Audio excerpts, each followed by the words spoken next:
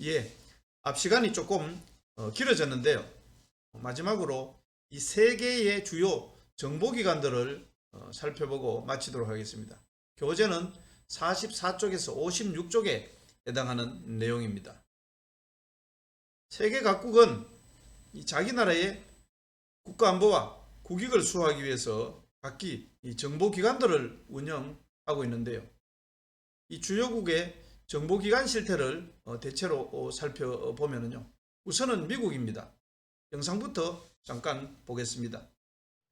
네, 미국과 중국 두 초강대국의 첩보전이 물밑에서 치열합니다. 지난 몇 년간 미국이 심어놓은 스파이가 중국 당국에 일망타진됐는데요. 미국이 자랑하는 CIA에 중국 측 이중 스파이가 있었습니다. 절치부심 1일간 미국이 무려 8년 만에 이 이중 스파이를 체포했습니다. 홍정원 기자입니다. 미국 정보요원이 160층 건물에서 뛰어내립니다. 이륙하는 비행기에 맨몸으로 달려들어 불가능한 임무를 완수해냅니다.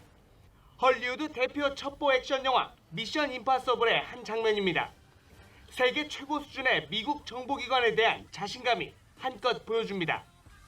실제 곳곳에 심어놓은 수많은 정보원들을 통해 세상의 모든 정보를 취합한다는 평가를 받아왔던 미국. 일각에선 첩보 활동이 과하다는 비판이 나올 정도입니다. 그 빨대들 무지한히 꽂아 두셨구만. 왜 모르겠어? 그런데 최근 몇 년간 이상할 정도로 중국에서만큼은 힘을 쓰지 못했습니다. 2010년부터 2012년 사이 미 중앙정보국 CIA가 중국 정부에 심어놓은 고급 정보원 최소 20명이 처형되거나 체포된 겁니다.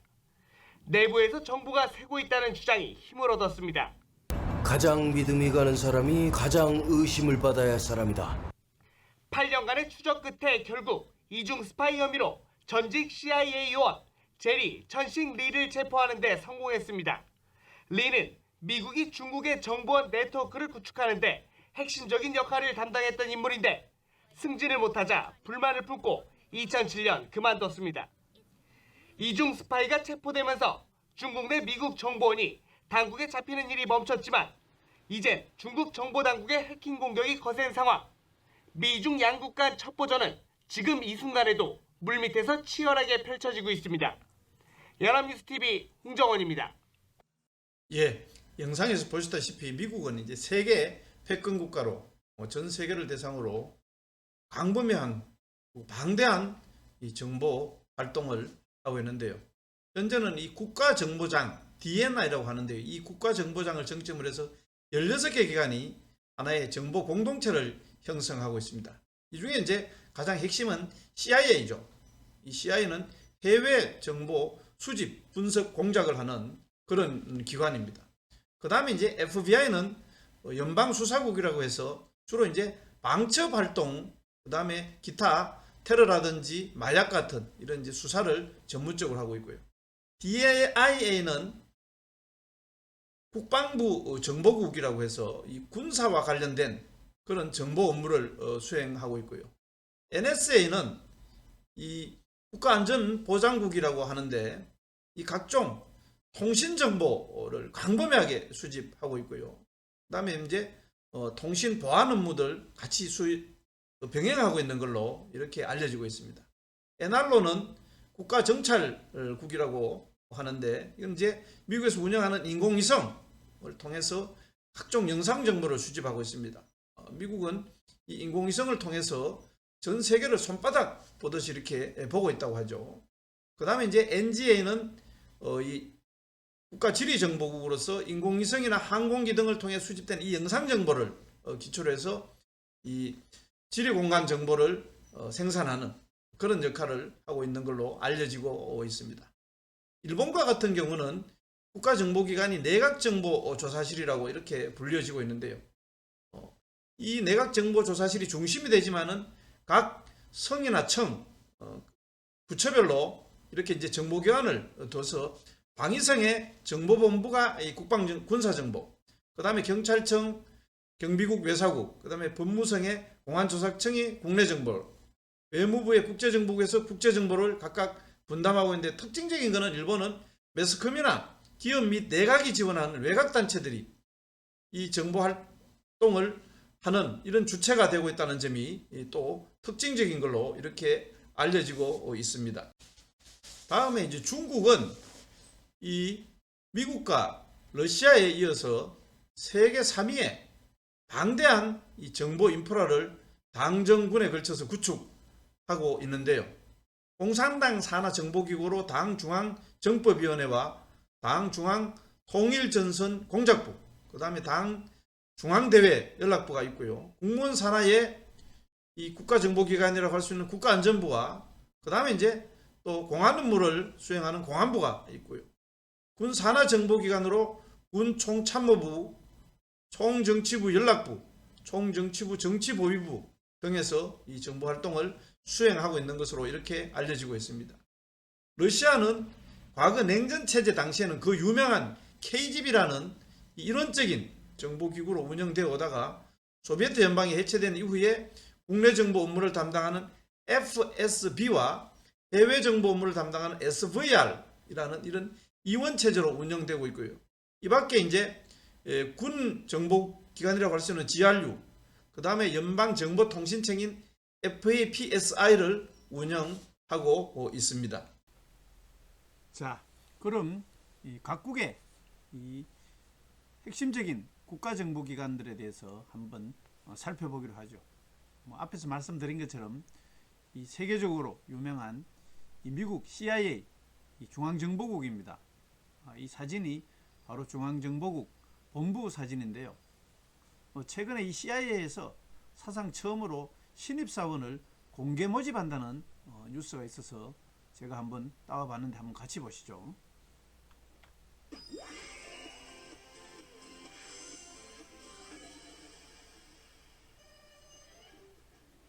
노래만 들으면 제목이 떠오르시겠습니까? 미국 방어의 최전선에 있다고 자처하는 미 중앙정보국 이 CIA가요 사상 처음으로 신입 요원 채용 광고를 TV와 인터넷을 통해 공개를 했습니다. It only takes one new piece of foreign intelligence, and everything can change in an instant.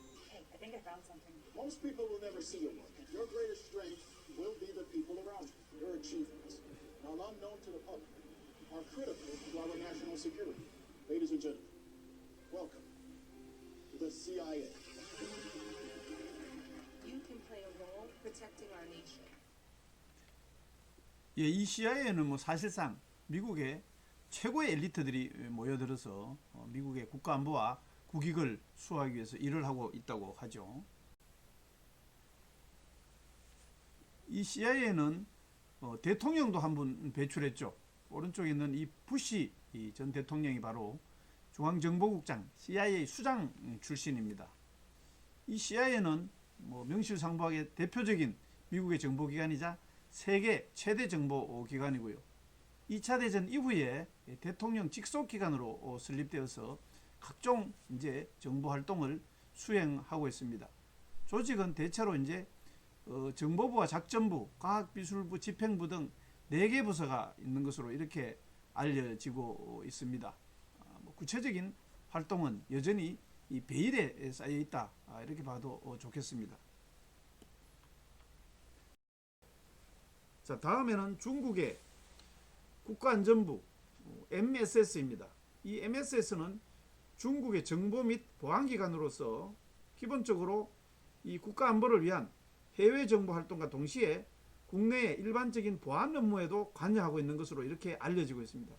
특히 이제 중국의 사회주의 체제를 파괴하거나 전복시키려는 이 세력이나 활동에 대해서 효과적인 조치를 통해서 공산당 통치를 유지하도록 통제하는 것이 그 핵심 임무라고 이렇게 알려지고 있고요. 이 덩샤오핑의 개혁개방 정책 이후에 외국인의 입국 및 내국인 출국이 폭발적으로 증가하면서 이 공안부 내 일부 부서와 당내의 중앙정조사부 일부 기능, 그 다음에 군 총참모부 일부 인력을 통합해서 설립한 것으로 이렇게 알려지고 있습니다. 그 다음에 이제 일본의 내각정보조사실이 이 일본의 국가정보기관인데요. 이 내각정보조사실은 내각 감방장관 산하의 한 기관 형태로 이렇게 조직되어 있습니다. 전후에 미국에서 이제 국가정보기관이 필요하다 이렇게 해서 이제 만들어졌고요. 특징적인 것은 인원이 한 고작 500명에서 600명 정도밖에 되지 않는 것으로 이렇게 이제 알려지고 있는데, 이렇게 이제 소규모 인원으로 국가정보 활동이 가능한 이유는 앞에서 한번 말씀드린 것처럼 민간 연구소 등 많은 외곽 단체를 운영하거나 예산을 지원하면서 정보 수집 및 분석에 도움을 받고 있기 때문인 것으로 알려지고 있습니다. 다음에 이제 러시아의 SVR과 FSB에 대해서 한번 살펴보면요. 이 러시아는 앞에서 말씀드린 것처럼 과거에 KGB로 대변되던 정보 강국이었습니다. 하지만 이 소비에트 연방체제가 해체된 이후에 이 KGB가 바로 SVR과 FSB로 분리되어서 현재 해외 정보 활동과 국내 방첩 활동을 담당하고 있습니다. 과거의 이 KGB는 전 세계적으로 막강한 영향력을 행사하던 그런 정보기관이었고요. 오른쪽 상단에 있는 이분이 바로 현재 러시아의 푸틴 대통령이고, 이 푸틴 대통령이 바로 KGB 출신인 것으로 이렇게 알려지고 있습니다. 그런 측면에서 이 러시아의 정보기관들은 오늘날도 전 세계적으로 여전히 막강한 영향력을 행사하고 물밑에서 활발한 활동을 전개하고 있는 것으로 그렇게 보아집니다. 다음에 이제 우리 주변 사강은 아니지만은 영국의 이 SIS 일명 MI6에 대해서 한번 살펴보겠습니다. 자, MI6는 우리가 잘 알고 있는 영화 007 시리즈의 주인공 제임스 본드가 소속한 그런 기관으로 유명합니다. 물론 가상의 인물이긴 합니다만은 그만큼 역사적으로 오래됐고요. 또 이 굉장히 능력 있는 그런 정보기관으로 정평이 나 있습니다. 과거에는 이 SIS, MI6 존재 자체를 영국 정부가 아예 이렇게 숨겨오다가 최근에야 이 존재를 공표했다고 하죠. 현재는 영국 런던의 템스강 남쪽 제방에 이 본부를 설치해서 활동을 하고 있습니다. 그 다음에 세계 강대국은 아니지만은 이스라엘의 모사드를 눈여겨볼 필요가 있습니다. 먼저 영상부터 한번 보겠습니다. 팔레스타인 하마스 소속으로 알려진 로켓 기술자가 말레이시아에서 괴한들의 총격에 피살됐습니다. 현지 언론과 외신들은 말레이시아 경찰이 현지 시간 21일 새벽 쿠알라룸푸르 시내 스타팍 지역에서 팔레스타인인 대학 강사인 파디 알 바티슈가 오토바이를 탄 남성 2명이 쏜 총에 맞아 그 자리에서 숨졌다고 밝혔습니다. 현지 경찰 당국자는 CCTV 분석 결과 헬멧으로 얼굴을 가린 괴한들은 파디에게 10여 발의 총탄을 쏜 뒤 오토바이를 몰고 도주했다고 전했습니다. 하마스는 이스라엘 정보기관 모사드에 의한 암살이라고 주장하면서 보복을 선언했습니다.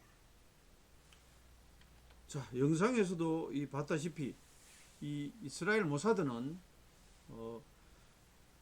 세계적으로 굉장히 이제 그 능력을 인정받고 있는 그런 기관인데요. 뭐 그 이유는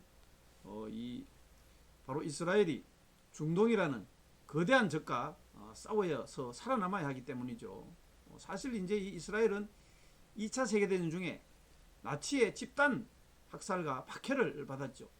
그런 와중에 이제 이게 이스라엘이 독립하면서 바로 이 모사드를 설치해서 현재 이제 국가정보기관으로서 역할을 수행하고 있으면서 특히 이제 대아랍 정보 수집 능력은 미국 CIA를 능가한다는 그런 평가를 받고 있고요. 영상에서 잠깐 봤듯이 그동안 여러 가지 비밀 공작 활동, 심지어는 암살 활동을 하면서 이 이스라엘의 국익을 지키기 위해서 노력하고 있는 그런 정보기관으로 알려지고 있습니다. 자, 이렇게 해서 이 스파이 세계를 이론적으로 다뤄보는 이 첫 번째 시간 강의를 마쳤습니다. 여러분들 수고 많으셨습니다.